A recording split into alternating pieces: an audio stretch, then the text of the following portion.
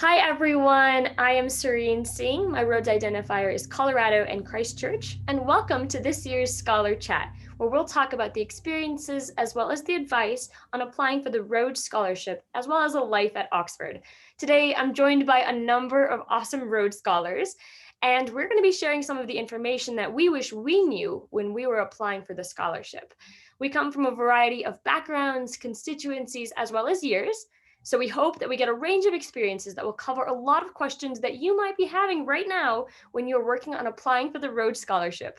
So without further ado, let's go ahead and start introducing the whole panel. Let's begin with Tatenda. Hi guys, my name is Tatenda Magetsi, Zimbabwean Linica 2019. Currently doing the Master of Public Policy. This is my second master's. Last year I did the MSc African Studies. Hey everyone, I'm Ryan Robinson, Perinchief, Bermuda and Lincoln, and I'm also doing the Master in Public Policy degree at the Blavatnik School of Government. Hi, I'm Nadja. I am from the German constituency at Keble College and doing my DPhil in engineering science. Hi, and I'm Azania Imtiaz Patel. I'm from the Indian constituency, India and Grace Knows 2020, and I'm currently completing my master's in modern South Asian studies. I told y'all we had an awesome panel, but let's get right into the questions. So we're going to start off with one of the most common questions that people have. What made you initially apply for the Rhodes Scholarship? And let's start off with Nadja. Yes, sure. For me, I knew that I wanted to go abroad for my postgrad. So I was looking around what opportunities are out there. And yeah, like in my class of chemical engineering, which I was studying in my undergrad, there were not a lot of people who had those kind of ideas. And I was the annoying person who always tried to do everything else aside from studying. And my advisor knew it. And she was annoyed by me, but also wanted to support me. So she was remembering there was a guy who had kind of a similar mentality that I had, and he was like a roadie from a couple of years ago. And so she connected us, and yeah, he told me that this was one of his best experiences ever. So yeah, I went for it. Yeah, that sounds awesome. It's always so interesting to hear about the initial story, because also people never really think necessarily that they're going to get the Rhodes. So no one goes into the Rhodes Scholarship 100% certain that this is going to be part of their future. And I love that you shared that story too, because it shows your ambition and it shows that you're willing to just throw yourself out there, even without full understanding or expectation of what will happen in the future. Anyone else want to talk on this one? I'm sure I don't mind going again. I actually have been getting asked this question as well by a lot of people applying for the Indian Rhodes constituency. And for a lot of people, the question is that how early did you start thinking about the Rhodes? I didn't actually start thinking about the Rhodes till the year I applied because I did not know about the scholarship. And I was introduced to the Rhodes Scholarship by a friend who knew someone who had gotten it. And in fact, the person had like articulated it as, oh, it's a scholarship that no one really gets. So I went in completely with the idea of that I'm doing this to just explore the process, because the Rhodes application process in itself is a very enlightening one. You get to sit down with yourself, ask yourself, what do you want to do? Why do you want to do this? And why do you want to do it at Oxford? I knew I wanted to come to Oxford. It was really part of, the dream. And the Rhodes was a way for me to be like, why do I actually want to do it? And as Serene, you said, I didn't actually think I would get it. And I mean, of course, I'm very grateful that I did. But I think the process in itself is very, very enlightening to just sit down with that application. That's such a good point. I don't know if anyone wants to add on that too, but I just wanted to echo one of the things that you said. There was so much good content there of, this is just a good experience. Sometimes, even if you're not expecting the Rhodes Scholarship, even if it's something that's really intimidating, the writing of your personal story, the figuring out of what needs to be included, what am I really proud of in myself, what have I overcome, writing those kinds of journeys is helpful for anything in life. So I completely agree with what you say on that. I guess for our other two panelists, one of the questions that we often receive as Rhodes Scholars is, what did you wish that you could tell yourself now, looking back at your Rhodes Scholarship journey? What would you tell yourself right now?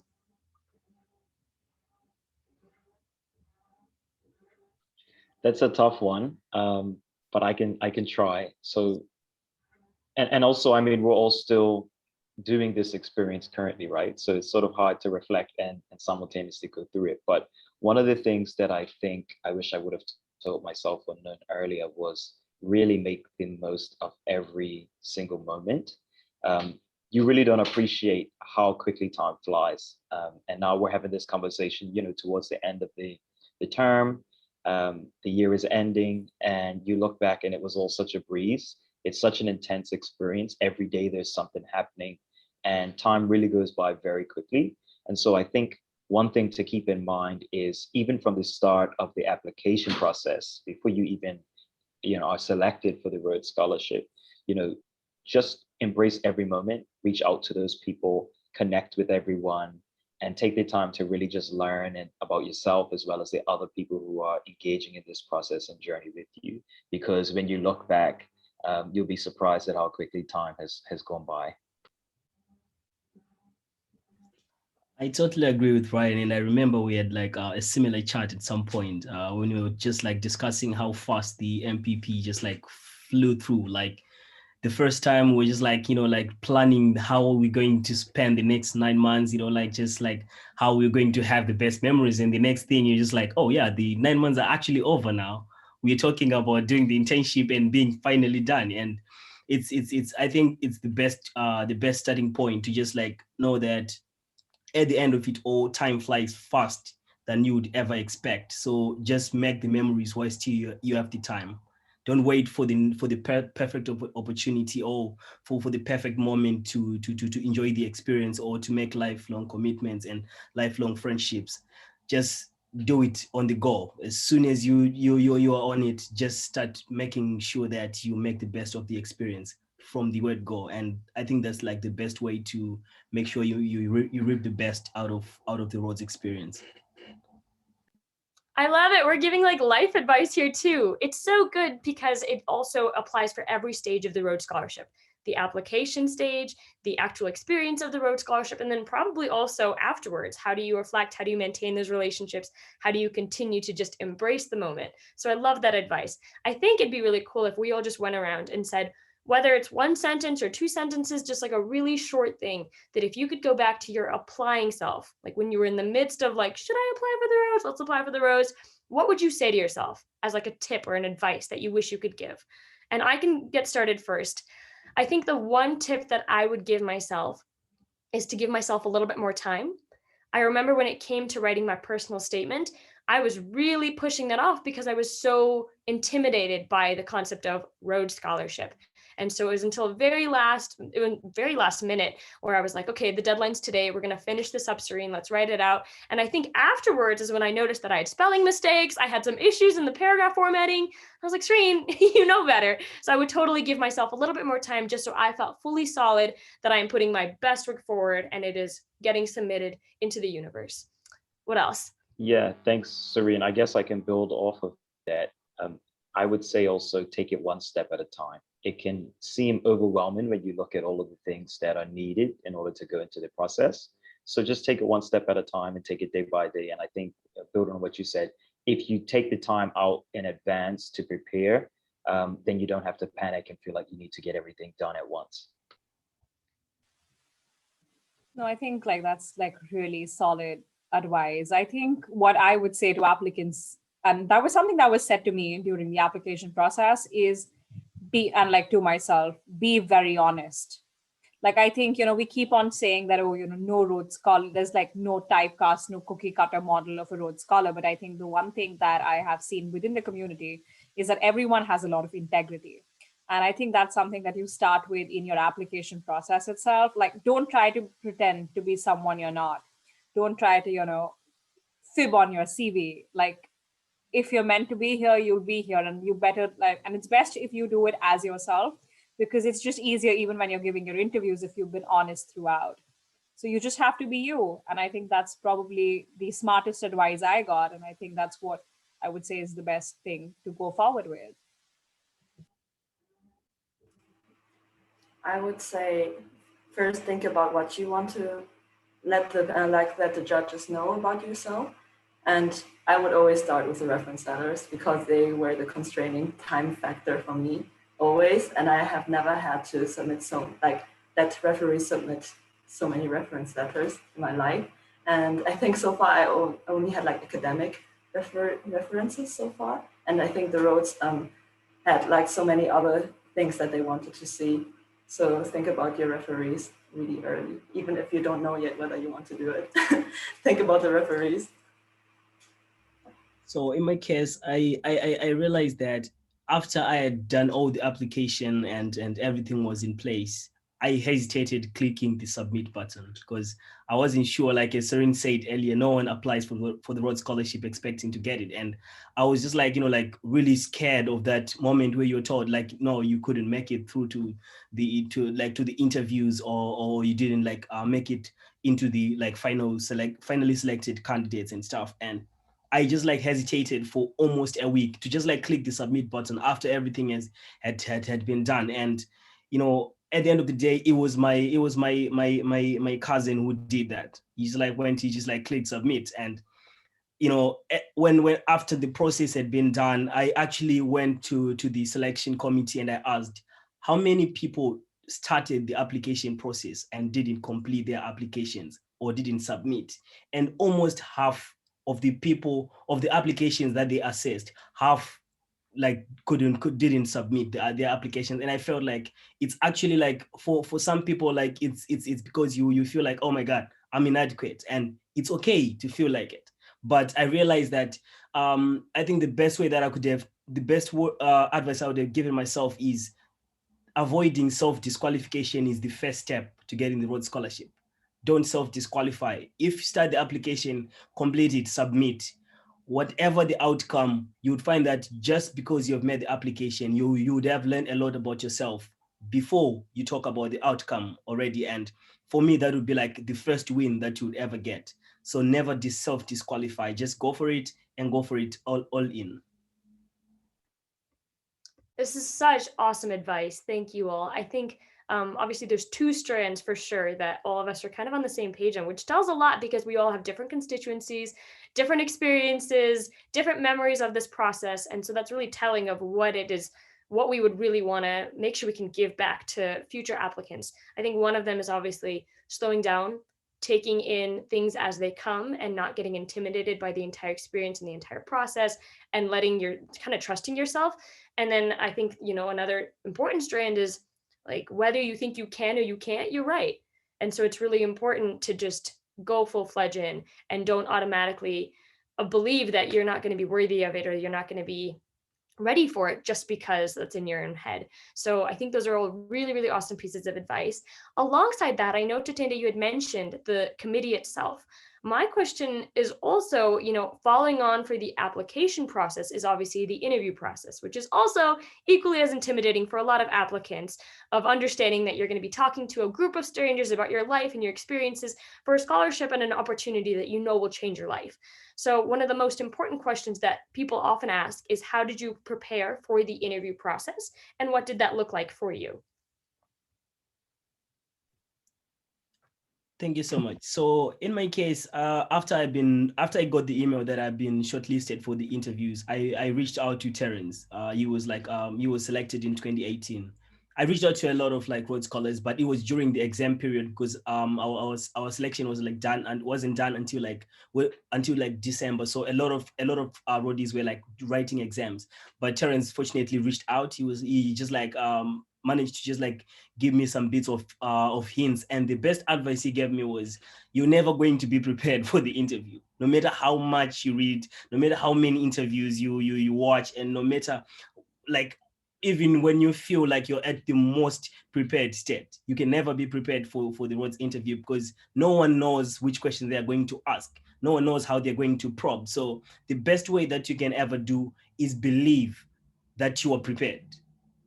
That is the best, because just believing that you are prepared is going to be the basis or the foundation on which you're going to support yourself. You're going to sustain yourself throughout the interview. Just read as much as you can, and in as much as you're not going to read everything, or you might not be able to go through all the all the material that you can lay your hands on, just believe at the end of it, or when you walk into the interview, just believe that the preparation that I've done so far is enough for me to carry through.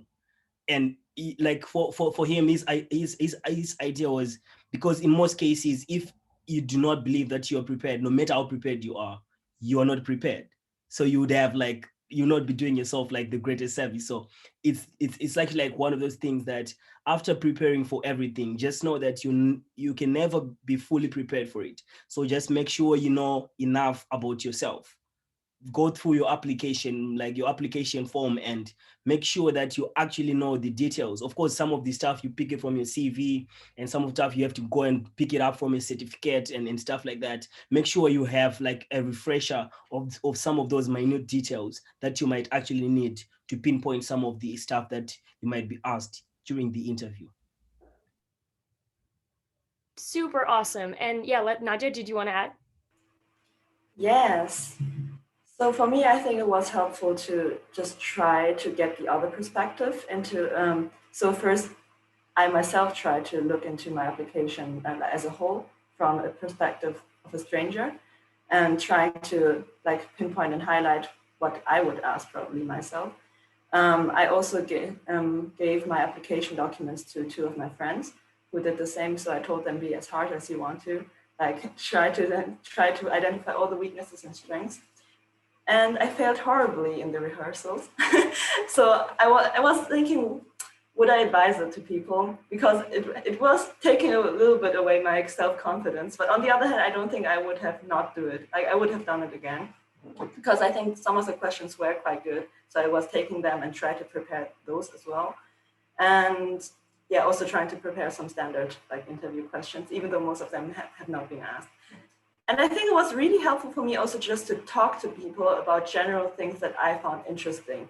For example, there were political issues at the time where I feel like, oh, I don't know about them so much yet. Like I've talked about all kinds of political issues at that time with my parents, like with my neighbors and everything. And one of the questions was actually asked. So even if you think it's like not helpful what you're doing, it is a little bit. And I think in the end, what was most important to me was to have my support network. I cannot count on my hands how many people prayed for me at that time, but I really, really had this kind of mental comfort throughout the whole interview process. So I think, yeah, having a support network is really important.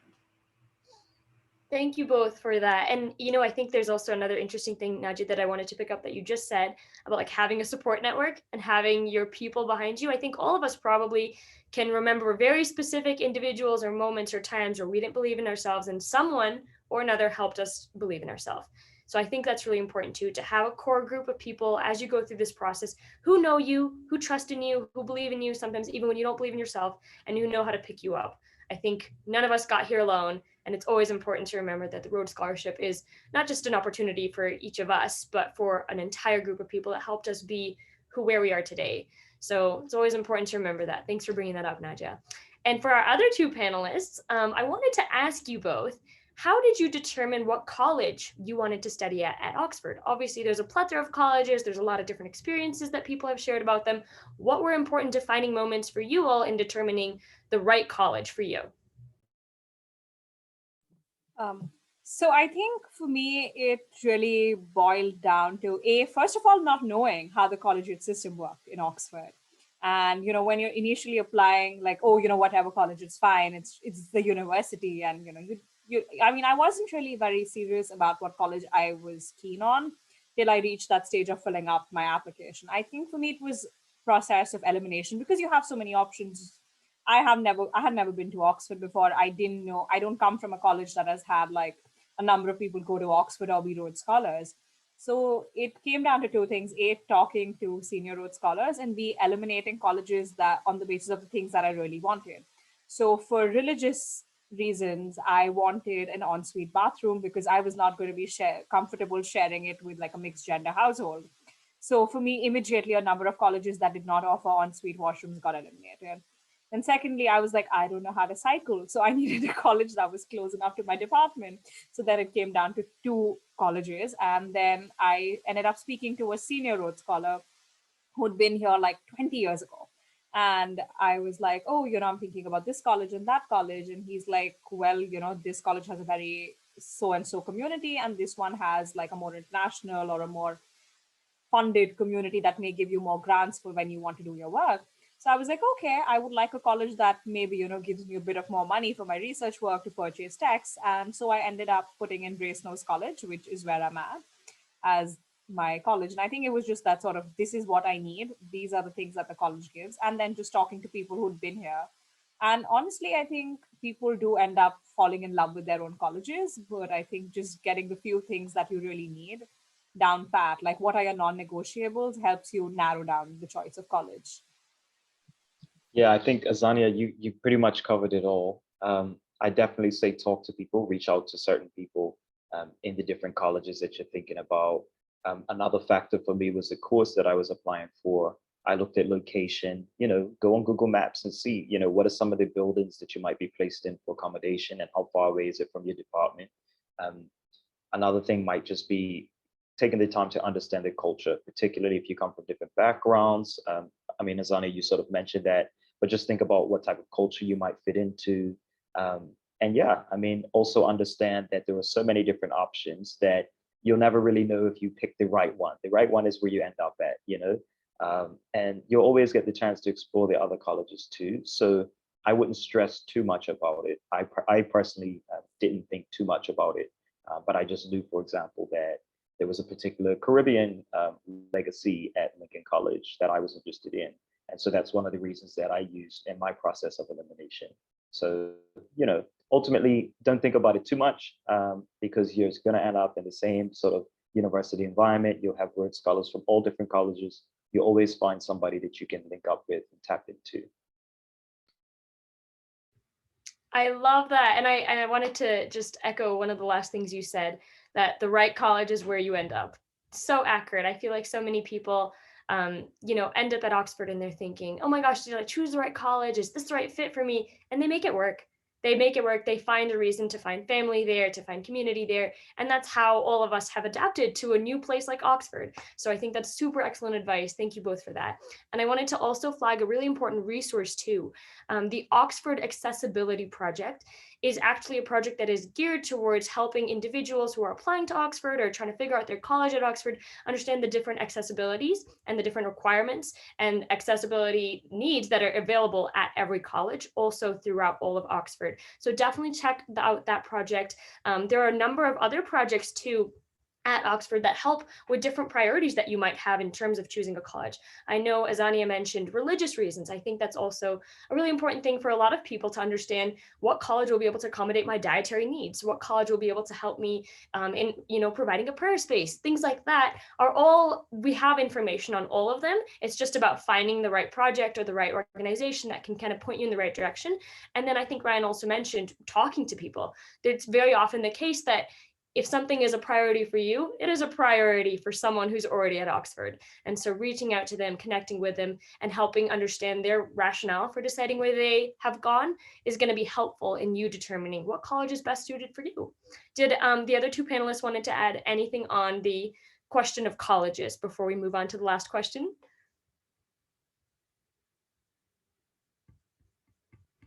Nada? Okay, well, we're gonna, Nadja, did you want to say something? I wanted to say that my college is beautiful. I didn't make my decision based on that, but I think also sometimes you should know too much about your college because then it's even more surprising to you. Because honestly, when I arrived, I was so mesmerized by it because I actually didn't even look at the pictures that much. Because there are 2 accommodation sites and I only looked at the site where I'm gonna be living in because I wanted to live in a more modern place next to my department, which is literally across the street. But yeah, if you don't look into things too much, you'll get surprised. I think that's awesome. That sometimes I've heard this actually from a few Rhodes scholars that when they finally pulled up in that bus, they were like, "Oh, this is my college! Awesome!" So it's cool to have that element of surprise, and I love that that worked out for you. I guess to conclude and wrap up today, we're going to go with our final question, and I want to hear from all the panelists on this one. How have you tried to get the most out of your Rhodes experience? And that isn't related to amidst the pandemic, in just being at Oxford, in if you have been a Rhodes Scholar before the pandemic, what was that like to you? How have you tried personally to get the most out of your Rhodes experience?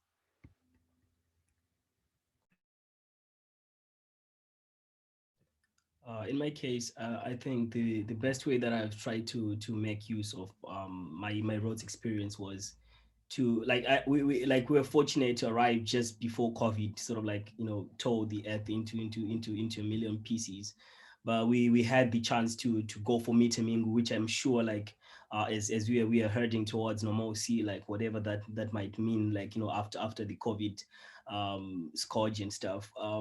I'm sure like a part of such initiatives is going to resume.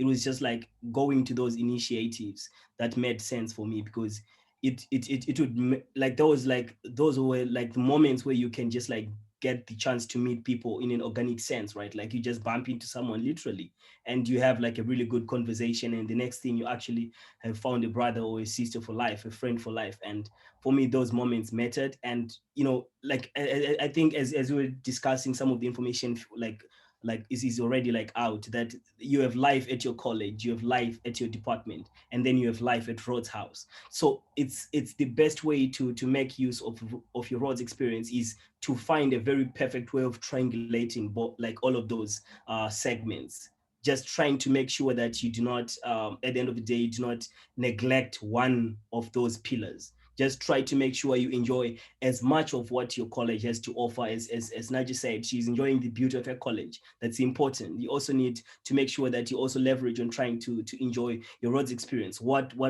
activities are being done at Rhodes House that you can sort of like enjoy? There's like a lot. And if what you want to enjoy isn't there, Rhodes Trust is open. You can actually start whatever you feel like you might want to enjoy. And like you have your department, there are a lot of other things beyond class that are occurring. You need to make sure that just like finding that balance where you find yourself at least active in all the three pillars, it would definitely make life a bit more fun. And joining societies was also like the fun one for me as well, because at least that way you have a life outside the Rhodes community, and it enriches the Rhodes experience even more. Yeah, I mean, Tatenda, you pretty much covered it, but I would say try and find the right balance, even between work and home. So when it comes to your department and your studies, you want to make sure obviously that you're doing your work, but don't let it over consume, your day to day. Make sure that you find those communities and find those people that you can relate to and connect with and de-stress with, and you'll build bonds that way. Oxford is a very intense environment. Not the least, of course, due to COVID and all of the other challenges faced over the past year. So, make sure that you keep in tune with yourself and you find that balance, so that when you do connect with people, you can bring your best self forward.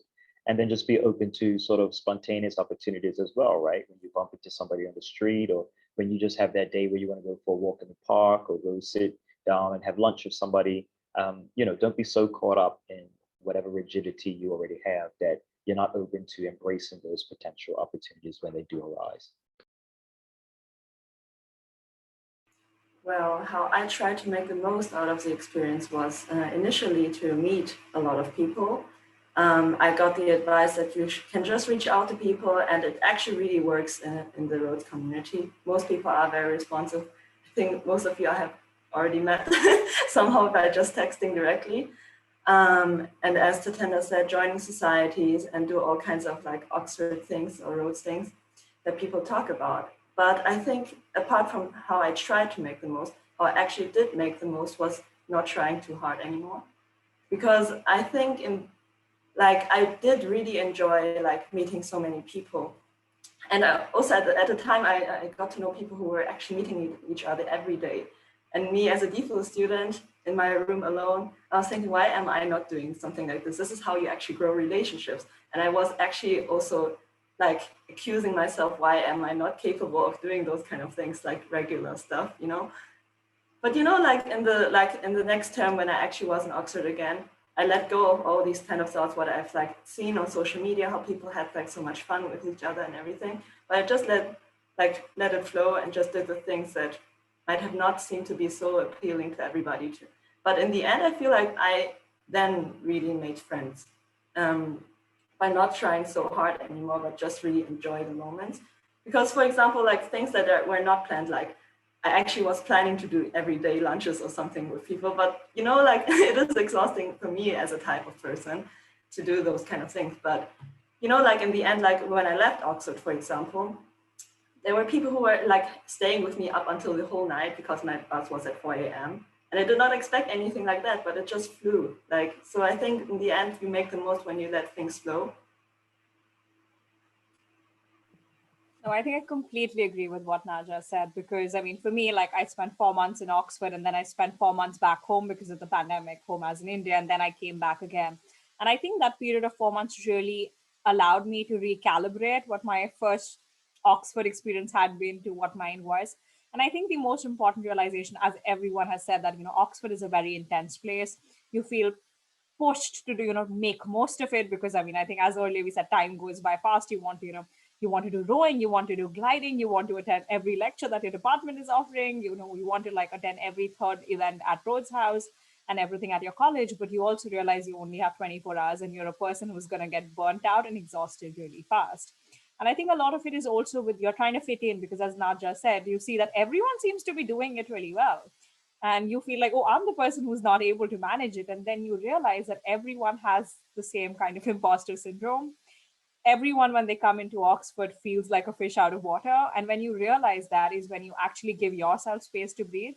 And if, you know, you only when you're being like calm and being like, this is what I enjoy, and in some ways even being selective with what you want to do, I think is when you can make most of your roads experience and build those really strong networks. I mean, I think for me, most enriching of my roads experience has been the wonderful people I've met. And some of them have turned out to be like the closest friends, you know, the ones who will stay up with you late at night. And also the realization that there's 100 other people just like these who you can have a sense of community with. And I think just making sure that you take time out for yourself and then you explore all that the community has to offer will just make Oxford really good for you. But yeah, like not pushing yourself to this point of like ticking every little box, like something for breakfast, something for lunch, something for dinner. I've done that, and that's not nice. You don't end up happy at the end of it. So just being a little calm and going with the flow, is what Nadja said, and things will work out. Yeah, totally. And can I just add something? Because I feel like all of us are here are more the extrovert type of persons. And I believe there are people who are rather shy away of going to all these kind of like social activities. And maybe for them, just go with the flow might not work entirely. But I think what would work for everybody is a change of perspectives, how you can really make the most of things.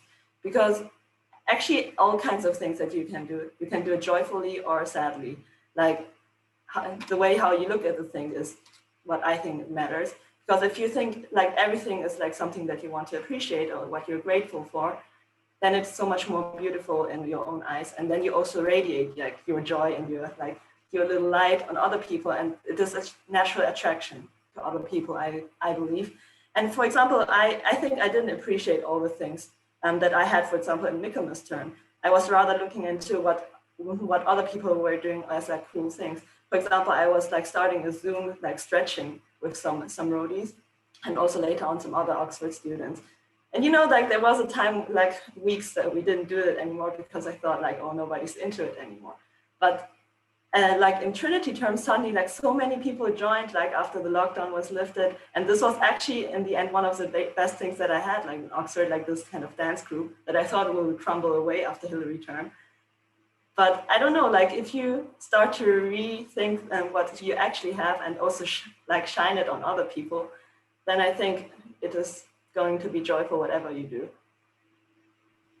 And Nadja, anything that you're creating or being a part of, I want to be a part of. So when I come back to Oxford, don't worry, you have one guaranteed member.